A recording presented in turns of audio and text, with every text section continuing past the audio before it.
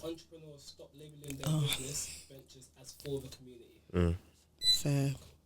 Okay. What do you think? I think black business owners, they shouldn't label their companies as for the community. Yeah. Why do you think that? The reason I think that is because, one, it kind of streamlines your business. So it makes your products or whatever you're selling to other people, or basically when you're trying to market something, I think it's always best to go for the mass market versus honing in on a subset group of people who sometimes might not agree with what you're saying. Like, say for instance, it's a product that would be good for all people. Mainly highlighting or marketing to just black people, for instance, that does you a disservice. There's nothing wrong with like having like maybe things you do for the black community. I don't think that's wrong, but solely marketing yourself as for the community. No. Where I disagree with you when you said that it pigeonholes you, I feel like every entrepreneur has a mission, like they have somebody who they're trying to sell to. Okay, cool. If I've come into a business and say my passion is to sell to the people that look like me, announcing that isn't doing me a disservice. It's announcing my purpose. Like, this is what I want to do. And I'm telling the people who I want to serve that I want to serve them. Like, imagine coming into a business and saying, I want to serve just black people, but because of the way it's going to look to say it's a black business, I can't say that. Do you know what I mean? So that's kind of where I disagree with you. Another thing is just that I think it's so beneficial for like new entrepreneurs to tell people in the community, like, yo, bro, I'm doing something, you know? Like, I beg you, boss me. Do you get me? Like from personal experience, I remember when I first opened the studio, I 100% branded it as, we've been through so much, we need a platform, we need somewhere that we can talk our stuff. Obviously, like, the business is open to people of all races, but like, that was the fuel for me when I started my business. So I had to say that. That's so interesting that you say that though, because with Soapbox, like, from the outside looking in, I would have never thought it was marketed for just black people. But it's like, if as an entrepreneur you have your like sort of like internal goal and drive, I think it's always good to state your position. But I'm not gonna be like obtuse and say like, oh yeah, like it can't go wrong, because we've seen it go wrong. Like, people say, oh, this is for black people, and black people kind of like, I don't know, like recent examples with like Krept and Conan and stuff, like they've not taken that too well. So like, it can go both ways, but I just think it should be allowed. They're a good example in my opinion. Obviously they had Krept and Conan that I don't think exist anymore, but now they have the supermarket and they've pitched it as for the community, definitely. But their community is not only they're doing like black and Asian. And I think the ways that is good is that it opens jobs up for like people in the community, which they're planting it in their community. I think what happens a lot of the time when people make businesses, they don't think about it in terms of logistics. So they don't think about where it's going to be. They don't think about how they're servicing. They just say it's for the community. I think a lot of the time it's aesthetic versus it actually being meaningful and purposeful. That's just my opinion. So, and that's why I would say if it's just for the aesthetic, then there's no point, because black people are not an aesthetic. Then it just goes into using your people, like, and the culture. Obviously you can, because it's you, like, you can do that, but how beneficial is it for the community? Because if it's more of a branding than it is I'm actually helping the community, then there's no benefit actually. I completely get what you're saying. So if the intention isn't true and pure, then maybe it shouldn't be stated. However, like, for example, if I was to like say you as a black woman now, if I was to ask you what kind of hair products you use, or what kind of hairstylist would you prefer to go to? A black one. Right. So like, if she was to like she's for the community. Let's say she says, I specialize in black hair. Like, I specialize in black hair products. Like, that's for people that look like her. Like, do you get what I'm trying to say? You know, that's so interesting that you say that, because I do think there's certain things that should be niche. You're right. Like, when it comes to hair, our hair is very different to white people's hair. That's like, for the community. That is for the community. But say for instance, you're not going to open a salon, you're in the UK. Like, if you're in Nigeria, great. Do you know what I mean? But if you're in the UK and you're gonna have a salon and you're in London, like, for instance, London is very diverse, but the main population of this country, we know that black people are the minority in this country. So you would be shooting yourself in the foot if you weren't a well-trained hairstylist in all hair types. Do you know what I mean? That's more where I'm coming from versus I get you. You're not being holistic in your approach. And so eventually it's gonna backfire on you one way or the other. I get what you're saying. There's places where niches make sense, and there's places where you need to be like more like holistic. Is that the word? Holistic. So like, I get you. So I can see where you're coming from with that, but I just think people should be allowed to say that this is for the community? Like, just state your purpose, state your mission, I've kind got of a thing. question then for you. Go on. So you have a podcast. Yes. Would you would you say that your podcast is for the community, or would you say it's for everybody? That's a really good question. That's a really good and question. They're doing very well at the moment. And they will continue. Amen. It's a really good question. Do you know what? I'm going to be honest, and I'm going to say yes. I think it is. Yeah, I'm going to say yes. Like, our content is about our experience. Our experience is very black. Like, do you get me? It's very black Very Londoner. South Do you London. get me? So I will say yes, but that doesn't mean people from other communities can't enjoy it, and they do.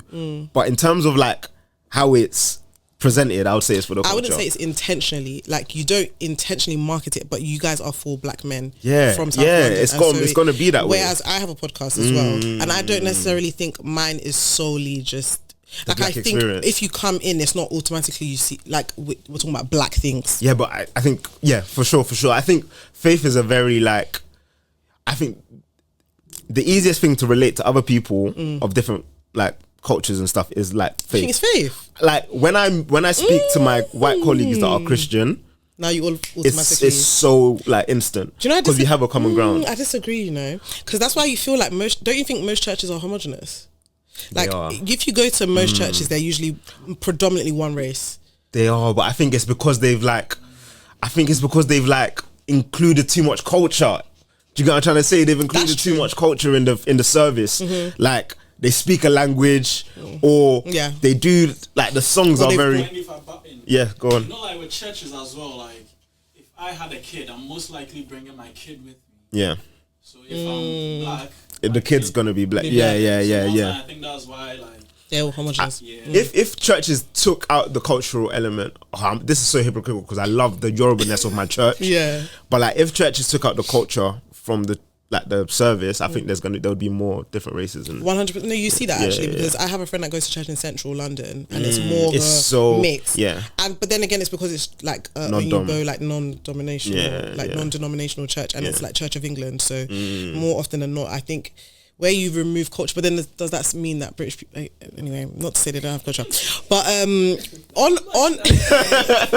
but then it makes me think about church then. Sorry, that is now taking me there. I mean, like, some might say these pastors are entrepreneurial. They are entrepreneurial in their own ways. And I was going to say, do you think churches should be for the community? Oh, that's a good question. Because I think on the flip side, churches should be for the community that they're in. I agree with you. Yeah. I agree with like you. I think the way London is built, if you look around, every small town has a church. And I feel like it was built that way for a reason, that people should technically go to their local church. I think you should be able to drive like 10-15 minutes from your church. Yeah, honestly. ideally. Because like if you're going to serve the people in your community, you got to live in that community. I think ideally, obviously it's not always the case, but in a perfect world, you should be able to. So I think it loops back to what we were talking about businesses and being for the community, and whether it's aesthetic or whether it's meaningful. Because as a church, for instance, the reason you're meant to be for the community is because your goal is to serve people and be impactful in that way.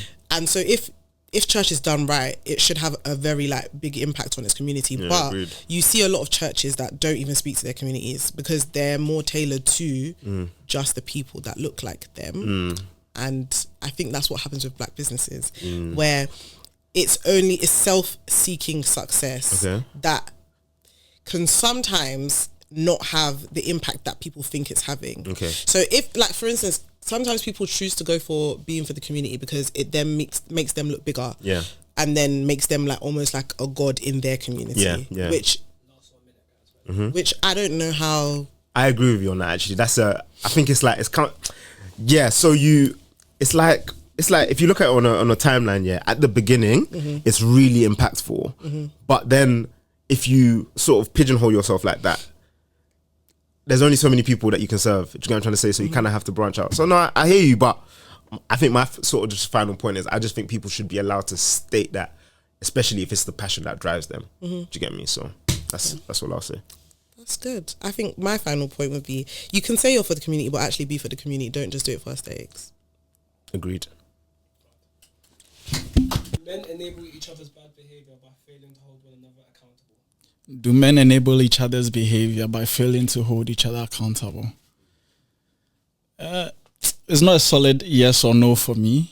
But at the same time, I'm leaning more towards no, because I feel like you should be an adult and you should hold yourself accountable.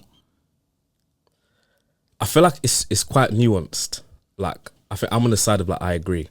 But in the sense of just influence, like you're going to be around people, like you expect someone to keep you accountable. Do you know what I mean? Like obviously we all have our moments where you might just do something that is out of character. And it's always good to have someone to kind of reel you back in, because everyone's got that moment. So you can kind of like, and if I'm your boy and you're my boy, I expect us to have that sort of level of relationship where like, you're not just yes men around me. Like if I've done something wrong, you can kind of pull me back in. And there's certain stuff, I think the reason why it's nuanced is obviously the situation means that certain situations where it's not that deep, but there's other situations where, especially for yourself, if you've got like a standard for yourself and I'm calling you my boy, it's like my association kind of reflects me. So if you're doing something birds of a feather type exactly thing. So if you're doing something that I don't agree with, or you're doing something that's a bit mad to me, if I'm silent, it's kind of like, alright, cool, what do I really stand on? Because if I can't say that about my close friend or my boy, like the standard for myself is a bit different. Do you know what I mean? Yeah. It's like you're not really doing what you preach, basically. So when you said nuance, for example, give a specific situation. Oof. Yeah, because in my head, like when the question was asked, I'm thinking somewhere along the line. So 2 scenarios came in mind. Yeah, 2, like from a personal perspective. Yeah. The first scenario would be maybe a guy, a male friend, dating someone. The female is not necessarily my friend, and he's probably cheating. I could be like, my guy, I'm not doing the right thing, but I'm not going to go behind him and talk to the friend. So me personally, more times I'm not even friends with the significant others of my friends. You get what I mean? Yeah. That's on one side. And then the other side, I'm looking at another example where I was out partying. I didn't see it. I didn't see it, but the girl said he was touching on her and she was a bit drunk. So in that situation, I can be like, yo, guy, is it true? Why did you do that? And then I'll hold you accountable and I'll be like, guy, next time don't do that, like if you're with me. Or probably I wouldn't even move with you anymore. You get what I mean? Yeah. That's the issue. Yeah. What's the issue? Yeah, like the thing is, I feel like if he's going to do that, don't do that when you're around me. Like, I feel like let's not condone criminal behavior. No, not that I'm condoning criminal behavior, but if that's an aspect of his character I don't know about, it's now been brought to light. So now I know. I can call you out on it there and then, but what shows you're not going to do it somewhere else. So if I'm out with you, don't do that type of thing. Okay, no, okay. You get where I'm coming from. Yeah. But there's no way I can hold, like, I don't know, it's not realistic to say, oh, I've held him accountable, I don't believe he's going to do that again. So at least, like, if I'm watching, man, yes, I don't do that. Because that's obviously, if it's sort of boys and our friends that are our age, like, we're all big men in it. Obviously, I can say something to you, I can let my feelings be known, but it's actually your choice to hear it or not. Yeah. I think in that sense, of that example, it's obviously a bit different because that's the extreme side, isn't it? That's why I said it's a bit nuanced. Obviously, now you're gonna sit there and be like, okay, like how far do we take it to sort of like do I now like take it to the proper channels and that? Which reality we should be like if someone's made an accusation and you're hearing it, you as long even though you're my boy, I'm gonna be like, I didn't cool, see it. nah.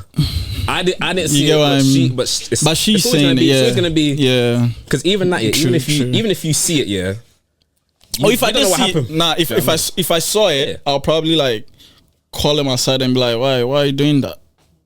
You get it? Yeah, even if I didn't see it, I don't know if I'll go. I don't know if I'll be able to go the full mile and then probably get police involved. To be honest, I don't know if I'll be able to do that. I'm at least calling security. But I think with that, it's like obviously. So maybe probably. I think in that sense, from what I'm saying, I would say like men do enable certain behaviors. Because if you're not going to go all out and be like, you did this, going through the proper channels, then to some extent we enable that behavior. Because it's like you might say something about it to him, but if you don't do anything else, it's kind of like silence, isn't it? Because you're basically just telling him, and you're not actually going for the right procedure. Because you can be like, you see, that's why I said don't do it when I am around. But even me, if that's my boy, I'll look at it mad different. I'll be like, I don't feel. I probably wouldn't want to hang out with you anyway, especially like in such scenarios. Like, I could never be with you. Like, I think after that, it's kind of done. But it's like, I think you got you got to think about it in this way. It's like, me not doing anything is basically me being silent, and me being silent is me. Okay, like, so let's take it back to the less extreme scenario. But if that cheating one is extreme, then let's be honest, that is. What do you say? The cheating one, that one is a bit, especially if you've seen it, you know it. So let's say you're my guy. Yeah. I'm not saying you cheat on your girl, but let's say you are cheating on your girl. Yeah, God forbid. Yeah. And I am aware of it. I saw it. Yeah. How am I supposed to hold you accountable? Should I go tell your girl like? Or should I call you to the side and be like, guy, that's not good? Because either ways, you're probably now going to see me like your girlfriend and you're going to hide what you're doing from me as well. How do I hold you accountable? So like, so back to the extreme one. That's what I'm saying. Don't do things in front of me. I don't agree with order. You get what I mean? I don't agree with so like, order. when I'm around, so like, if you cheat on your girl when I'm around, don't do that. Cause if I was friends with your girl, I'll probably go tell her like he's doing this ABC. I'll send receipts as well. That's why I'm not friends with my guy's girls. Okay, but you can do it another way. We can be like, alright, cool. You're my boy. I've seen you do this shit. It's not right. It goes against my morals, innit? It goes against what I stand for, innit?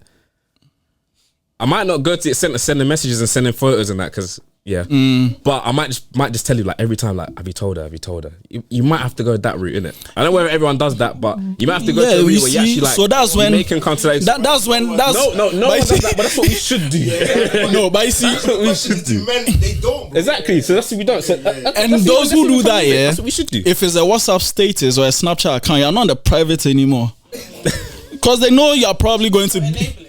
No, not me, the one enabling. Not me. Like, let's say the guy, I've called him out on him cheating his girlfriend, on his girlfriend. Now he's going to hide things from me as well. So like, but you held him accountable, and that's the point. How did I hold him accountable? Because I didn't go through like whatever I'm supposed to do. I didn't tell whoever he's cheating on. You don't have to tell them. It's your friend. So take it. That's what. Hold each other accountable. If you have a conversation with your friend, guy, this is not good. You don't meant to be doing this. Yeah, and I'm that's that's a certain standard. A certain standard. I understand you. So that's at least like a not critical example. And then I took it back to the one where it's sexual assault. Yeah. Would you expect me to talk to the police or something about it?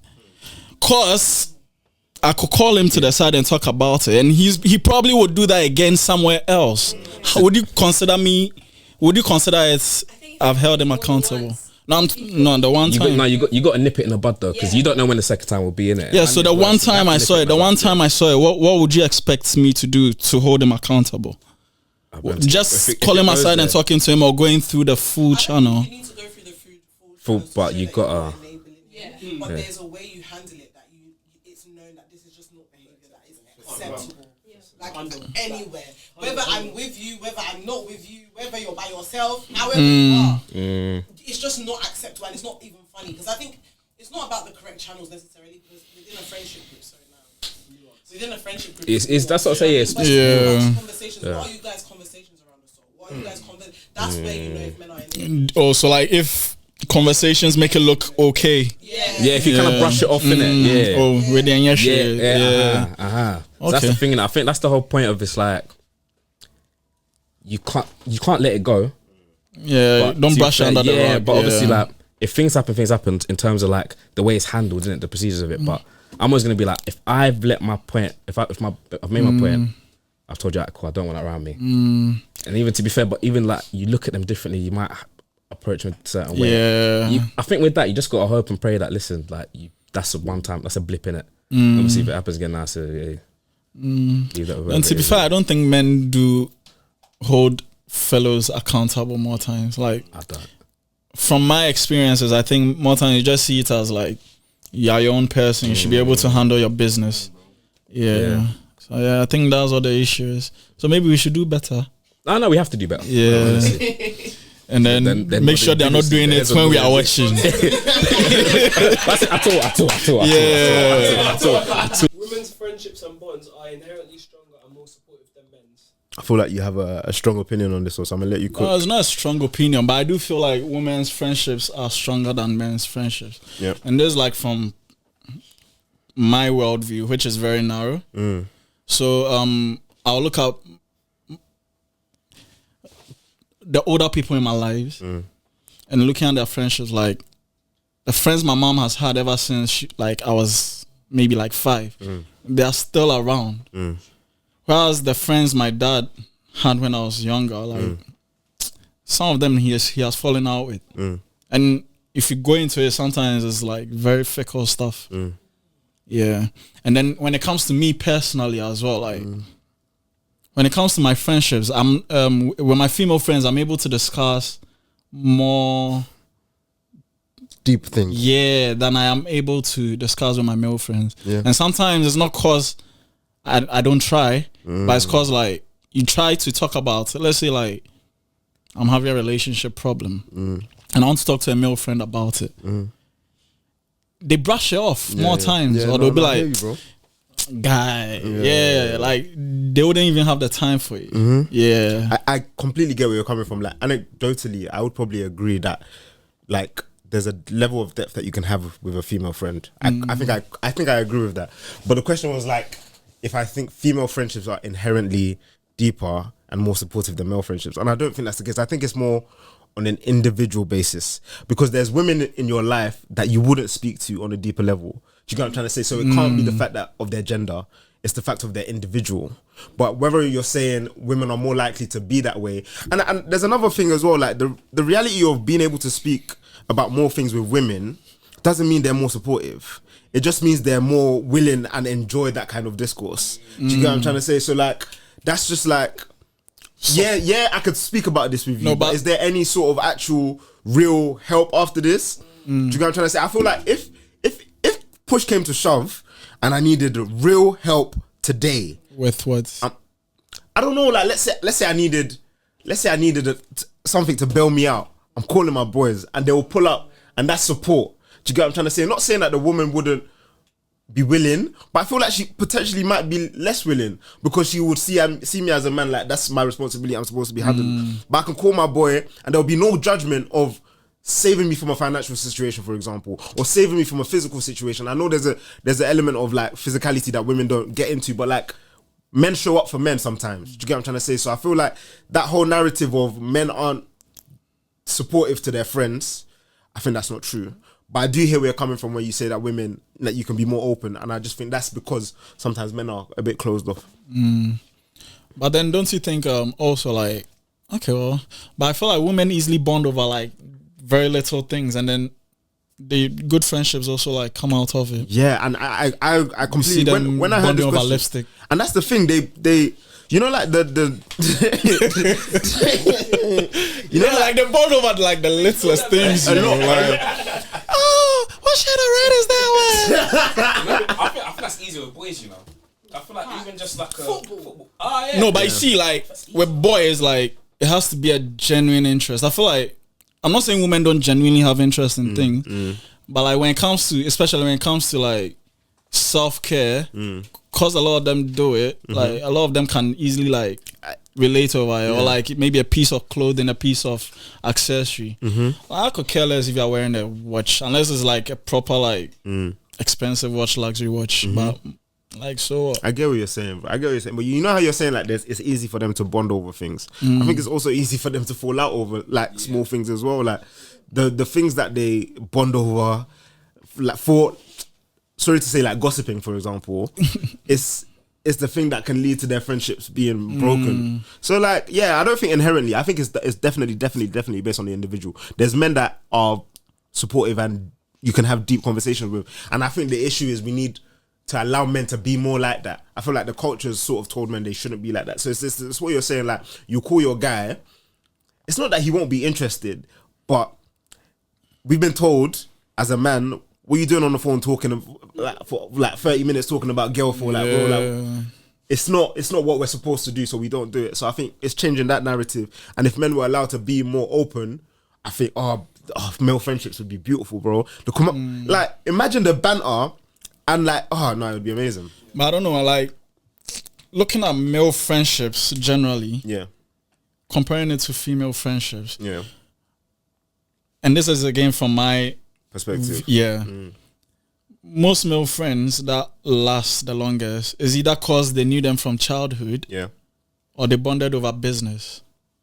That's so deep because it's true. When it's women, that's so deep. Yeah, but when it's women have like close friends from almost every stage in life. And it's like really close friends. Like you. That's a good point. I know women who are close just because like they were in the same hospital when they gave birth. They never knew. Facts. Yeah. That is a serious thing to go through. Well, it's true, but like, okay, I'm not sure realizing childbirth, like, but like, that's a good point. Women are able to like become close friends at almost every. Me like this right now, I can't care about people from work. Sorry, but like I segregate people like nowadays. Like I keep work people at work, church people at church. Like I don't know. So, so I don't see that as like the best thing anyway. Because like how many best friends can you have? Like it's just like a constant rotation. Like this person my friend, this person my friend. Like how big can your circle be? Like we're actually older now, isn't it? Like when we're young, we can have like a group of like 20 people. You're all best friends. Now I'll be honest, with time and life, it's not. But you see, like maybe the term best friend is not ideal. I would think like you would have a friend for every situation. Certain friends I'll go to if it was a financial situation. Certain friends I'll go to if it was emotional. Certain friends I'll go to if I needed help in my mental space. Certain friends if I just want to talk nonsense, like we'll just banter about like So maybe if they said who is your best friend, maybe just one or two, but like you have close friends or people who pop up first whenever there's something going on. I look at that as like support then, because the question is about support. If I can just call you up at any time and you got me for this kind of situation, support. I look at that as support. So I think for men we probably have that a bit more way like cool. Yeah, but don't you think? But I know that this is here, and I know that you actually come through for me. That's what I look at. But don't you think women have that more though? Because I feel like women may be able to have they have friends for everything. Situation. Even the friend will go to talk about cooking, the friend will go to talk about makeup, the friend will go to talk about clothes. I've got a question for you. You have if I ask you who's your closest male friend, you have someone in mind. Yeah. If I ask you who's your closest female friend, you have someone in mind. What's the difference between those two relationships? The things we talk about. In what sense? Yeah, the things we talk about. So like with my male friend, it will be more so like, oh, how are we leveling up this year? God save. Oh man. Rich dad, poor dad. 48 laws of power.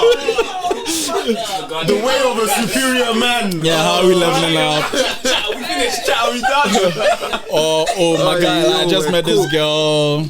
Yeah, I'm looking to marry her. Like, it's always like. Then I would say, sorry to say, but then I would say, then you haven't, the depth in that relationship isn't there. It's not like the depth in that. I get that that's your closest friend, but like, I think you need to make an effort to make that relationship deep. Like, if I think of my closest male friend, the thing I can speak to with my closest female friend, they should be the same, because like it's not gendered. Like, I'm invested in the friendship because of the person. Right. Like, that's my boy. I love him. That's my female friend. Like, I've got love for her. Do you get what I'm trying to say? So like, me showing up to both of them should look the same. That's how I feel, innit? Yeah, but for me, it's not. It's not the reality, but I think that's what it should be. For me, it's not the same. I agree with you though. I agree with you. Because even if I did discuss like other issues with the guy, it may not be in detail. It may even it may be bothering me, but I may even say it and make it come across as a joke. You know, I get so. Yeah. But that there is not to do with the friendship dynamic. It's to do with the fact that you don't want, as a man, look less like a man in front of another King man. Kong, you get me? I hear you, bro. I hear you, bro. I hear you. I hear what you're saying, but I think almost like the reality of being friends is that I should be able to like be myself. And that thing of like, I'm still trying to do guy in front of my male friend. Like, you have to be vulnerable, man. You have to be vulnerable. You have to be vulnerable. Work on, like, try. try. That's all I've got to say. That's all I've got to say. Yeah. Thank you. Is it possible to separate art from the artist when dealing with old tweets which resurface? You don't have to necessarily keep it just strict to tweets. Okay. Oh, okay. I wanted to talk about tweets first, though, because the reason why I said yes to this question is because the person that you were when you were 12, 13, being the person that destroys your career at 30 doesn't make sense. Like, it's just very silly to me. Yes, you could have said something that was really, really crazy. I do think people have said some very crazy things. People have said things that veer on racism, if it's like, even like very like sexually like abusive things. Like, people have said really problematic things. And I think there's something to be said for very out there, extreme things that have said. You should actually be thinking, what was that child actually going through at 13 to be tweeting that? But apart from that, I don't think it should ruin your career at 30. I just think that's not realistic. I think it's symptomatic of the age we live in, because back in the day, people have a lot of skeletons in their closet. Like, that's very normal. As a human, you have a life before your professional life. I think that's just normal. And it's not to say that it doesn't matter what you did, and the impact of those things don't matter. It does matter, of course, but I don't think that things like that, it creates a vindictive culture of people just going to seek out people's history to shame them in their future. And that's why I said what I said. Do you think there's an age limit to that, though? Like, if your tweets were like from you're about 16, 17, do you think? Defo, it's different. Okay, cool. But even though kids shouldn't be on social media at like that age. That's also. So I do get it. But I think it's almost in the sense of when we were talking about, we had another discussion. It's just almost in the sense of, if that's what you're thinking at that age, how much can it really change? Like, obviously it's going to develop and grow, but it might go the right way. You're probably like, I'm a changed person, this isn't my view, but what if it goes in the other way and you're like, to save my brand, I'm now going to come and do an apology video?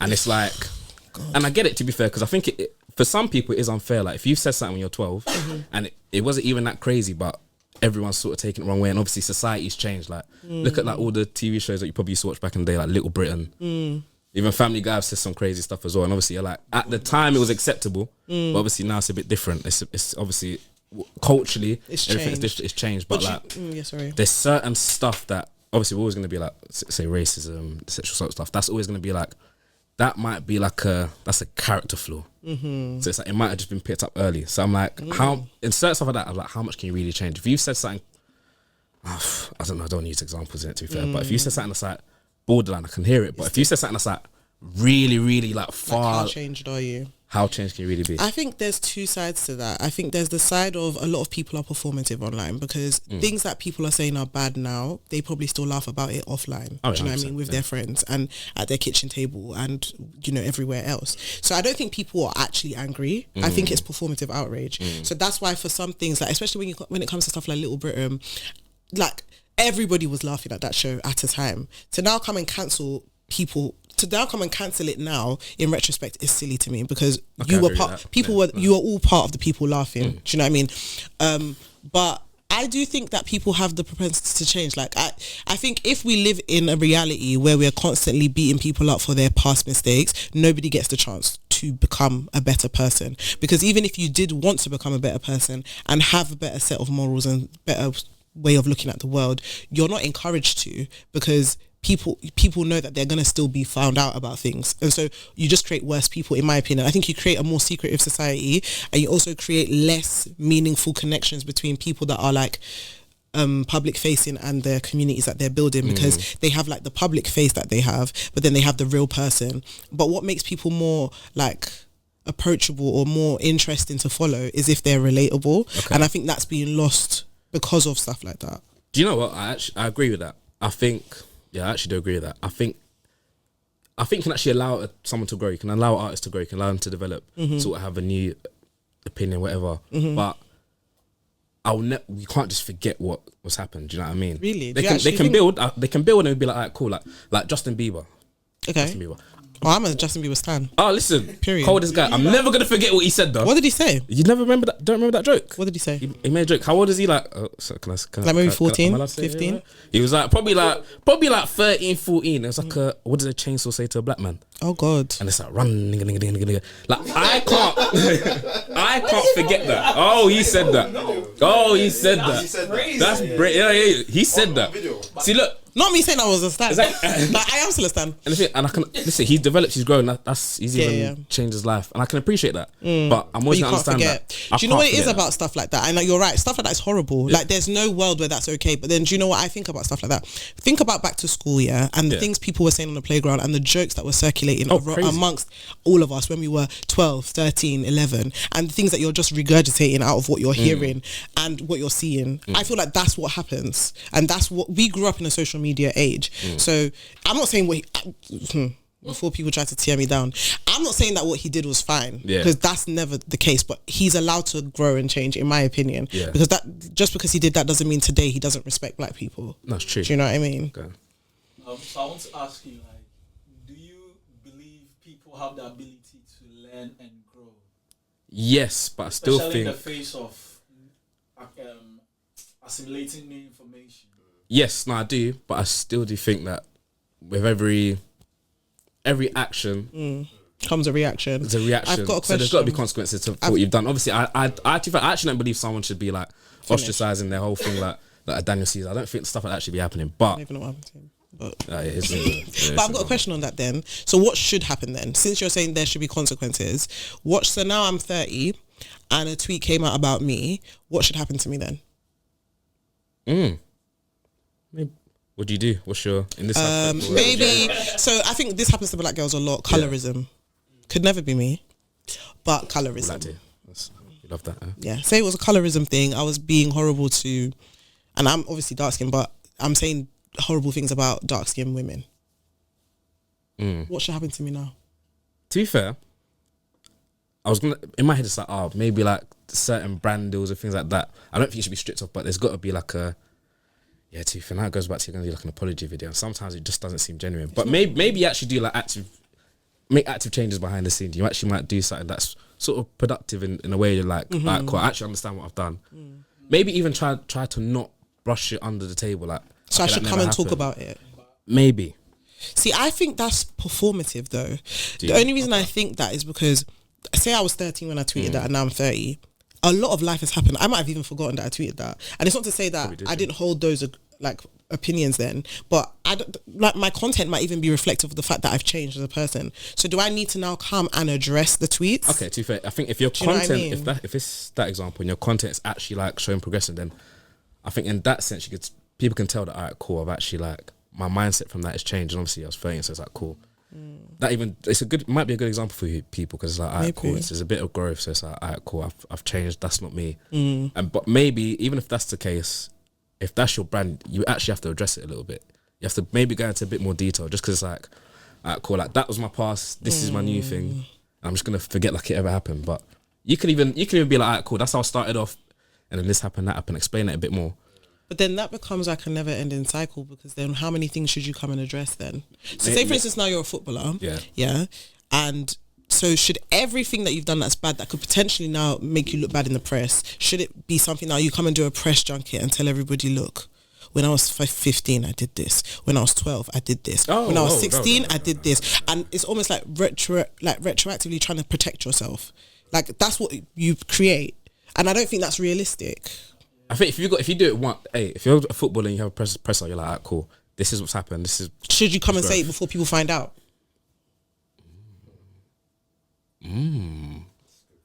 Because I know there's a practice now. Most people do it where if you know you want to be in social media, you'll go and look at your old tweets and go and delete it, or you might just create a whole new Instagram or a whole new Twitter. Okay, like that's what we're creating now, which is kind of fake. Do you know what I mean? No, it's kind of fake. It's fair. Do you know what I mean? But it's also kind of fake. So where do we draw the line? Do we bring our own shame out and say, listen, I used to be this person. Now, obviously, I know you guys see me. And I'm like, I wouldn't do that. I don't think anybody would do that. No one would do that. That's madness. Do you know what I mean? It sounds a bit crazy. I think that reflects society now, though. Like, in the sense of everyone wants to see the highlight reel, we're only posting the best stuff on the internet. While society is trying to make you look like you should never have been ignorant and you should have known better from the jump. When we are supposed to grow, be learning creatures and growing.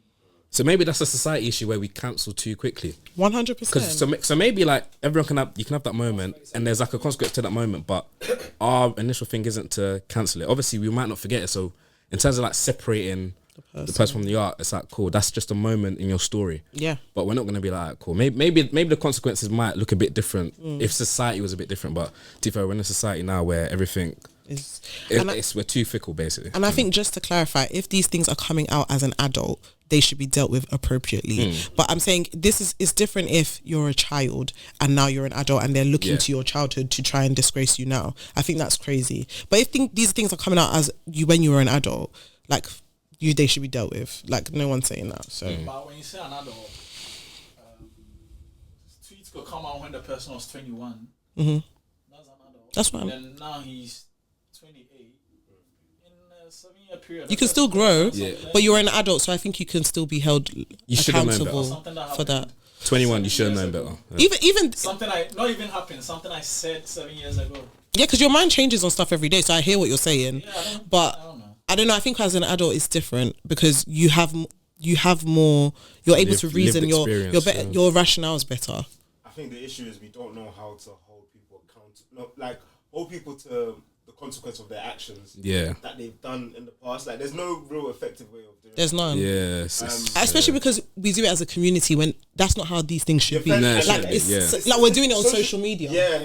If that's why it's difficult though, because like if the offense happened on social media, that's different. Yeah, that's different. But yeah, that's it's like, okay, how do you address it? Are you going to be like in your like a room full of your peers and now they're doing it?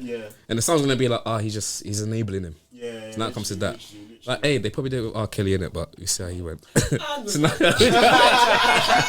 I'll talk about Robert. So how did you find that? That was great. Thank you for having me. What was one point you wish you made when you didn't get a chance? I think it's when, for mine or for everything? For both. It was when I was watching Gbenga and I think it was Akwasi, talking about male and female friendships, and they were talking about how women like pick up deep friendships along their lives. I wanted to just elaborate on that. I just feel like the reason for that is that women have a capacity for deeper friendship like throughout their life. Not to say men don't, but men tend to focus more on certain other things like as they get older, and I think that's the reason why. It doesn't mean that men's friendships are not as strong and supportive. Did anything surprise you during your experience? Not really, no. And Darcy, what was your main takeaway, if anything? That conversation is good. It's always good to speak about the things that we believe and things that we hold as opinions, because they either become more solidified or you're able to grow and change. And just like I said in our last episode, people grow and change. So, how was that? No, good time, man. Really enjoyed it. Thanks for the call up. What was one point you wish you made when you didn't get a chance? When another person's doing it? I think that in the debate Kevin and I were having about art and people's old tweets and stuff, I feel like we kind of focused more on the old tweets and the things that they were doing wrong. But I think the reason why you have to be able to separate it, because art is so other. Like there's so much truth in it that it kind of has to transcend the person. Do you get what I'm trying to say? So I think that was the one key point that we see it everywhere. So I just think the truth that's in art needs to be sort of elevated to a different status that, of course, you have to take the person out of the picture.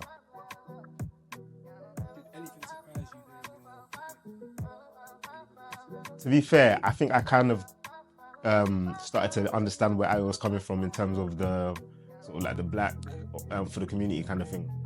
When I went into that debate having like a strong position, but I was surprised that I started to lean towards her side towards there. And lastly, what was your main takeaway? No, just like Ayo said, man, conversation is the best thing, especially when you get stripped away of the things that you hold so like closely and stuff. I think it's sick.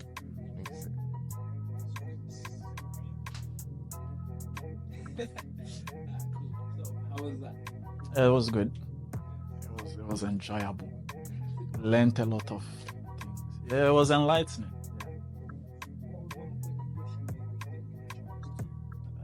I think I made it, but the context in which I said it may have been taken wrongly. So I was like, if someone was doing something around me, like, don't do it in front of me. It's more in a sense of like, it's okay if you did it in my absence, but I'm also in a sense of like self-preservation, like, because whatever you're doing could be criminal, and I don't want to be an accomplice. Yeah. Did anything surprise you during your debate? Surprise? No, not really. Not really. And what was your main takeaway, if anything? My main takeaway. Oh, I think I need no shade to my current male friends, but I need better male friends. Yeah.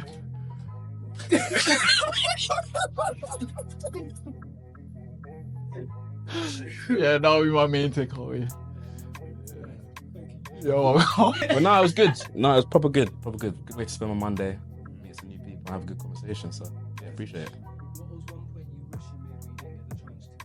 I think it was the first debate. It was Ayo and Gbenga, just talking about black entrepreneurs. Someone was saying that for the community. I think my point would have been about the people that take it a bit too far to the other side, where there's a lot of people that were just like, they try to remove any essence of them being black. I thought that's a point that you see a lot of times. You see with MDV and things like that. Like, I think that's oh yeah, I'm not gonna call it, hey, I'll call it out, innit? But like, I think when you see that, that's when people take it a bit too far, and it's something that we should be careful of. Because obviously you don't want it to focus on that, but if you're now ostracizing your community, because they're the ones that probably support you the most. So yeah, that's something that Will said. Did anything surprise you during the debates? Akwasi's a madman. And he used to watch his friends, but no. Other than that, yeah, I thought, it was pretty standard. I think everyone here is level-headed. And lastly, what was your main takeaway, if anything? I think I'm probably going to say the same thing as everyone else. It was conversation's key.